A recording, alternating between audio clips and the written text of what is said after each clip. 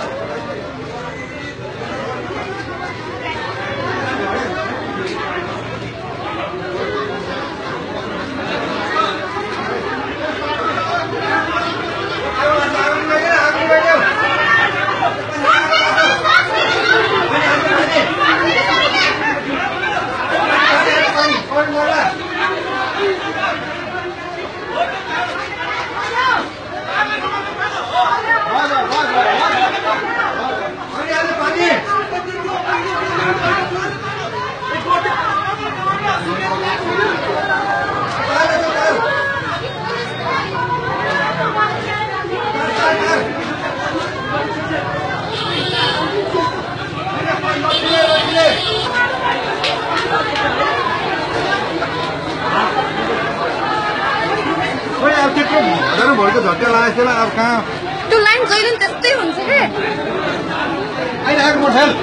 उता आइरहेको त्यो तार पड्केर खस्यो अनि आगमा त्यो कि उहाँको त्यो पोल चाहिँ पड्किन्छ के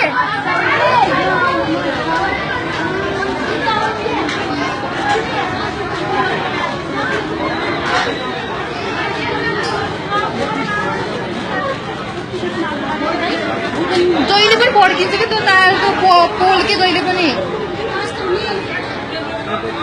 अस्ति म घर जाने ठ्याक्कै माथि पड्केको थियो झन् मलाई परेको थियो त्यो पड्केर आगो पोलेर तार चुटेर मान्छेलाई परेको कि अनि त्यो त मान्छे त्यहीँ अड्के भयो ढलेको ढले भयो कि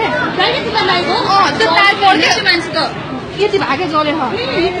त्यो उठ्नै सकेन कि त्यो मान्छे त आइरहेको थियो त्यो पोल पड्क्यो आगो लाग्यो अनि त्यो पोल आज तार खस्यो कि चुटेर आगो राखेको त्यही मान्छेलाई पऱ्यो कि त्यो आफै पड्केको क्या त्यो जहिले पनि पड्किन्छ त्यो पोल जस्तै हो म त सबैको लाइभ देखेको म त सबै लाइभै देखेको मान्छे पल्टेको त्यहीँ आगो परेको कस्तो डर लाग्यो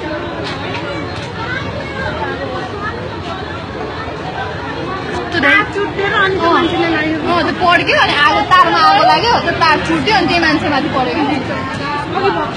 भर्खरै हो त्यो मान्छे चाहिँ अनि त्यहाँ अड्के भयो कि अब अरूले निकाल्दा मिलेर त लाइन सर्ट गर्ने लाइन अफै गर्दैन नि त उता बिजुलीकोले मान्छेले अफै गर्ने ढिलो गरे कि अनि त्यो मान्छे त्यही ढलेको ढले हिँड पऱ्यो कि त्यो आगो लागिरहेको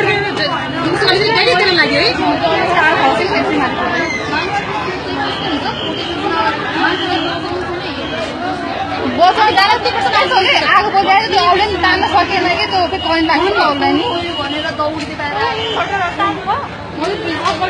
त्यस पनि करेन्ट लाग्छ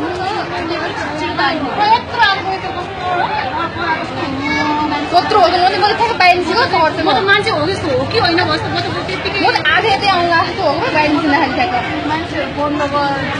अचानक बन्द गर्न लागेको छ क्या म नै कस्तो देखेको कहिले देख्थेन पनि यस्तो एकदम डर लागेर